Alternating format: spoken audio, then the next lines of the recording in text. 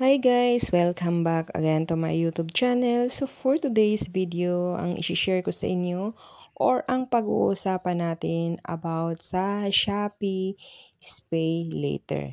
So ito yung tinatawag guys na mag-order ka na pwede mong utangin muna. Bayaran mo siya pag may pera ka na.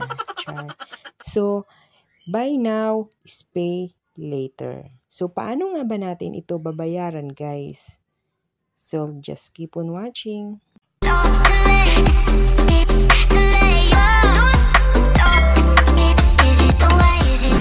Una natin gagawin is syempre hawakan natin ang ating cellphone at buksan ang Shopee app. Then, i-click mo lang ang Me at dito mo makikita ang pay later. Ayan siya guys. At kung nakikita nyo, may babayaran ako. May utang ako na 4,337.09.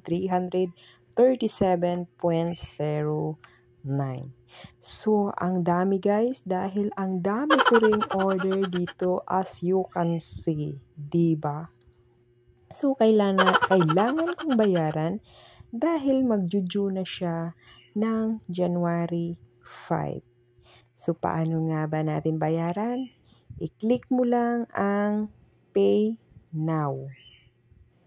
Next, i-click natin ang payment method. Ayan sa may GCash, i-click natin yan at i-click dito ang Shopee Pay. As you can see guys, may balance ang aking Shopee Pay na 4,752.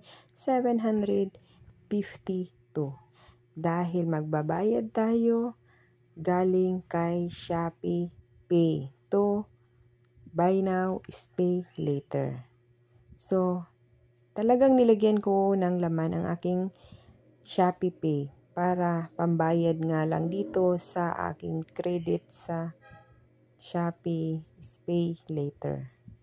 Ayan guys, as you can see, nakabayad na ako. Now, may available credit na naman ako na 3,750. So, pwede na naman ako ulit mangutang. So, that's all guys. Salamat sa panonood. Kung may natutunan ka sa video na to, don't forget to like and subscribe para always kang updated sa aking mga new upload. Thank you for watching. God bless us all. Bye-bye!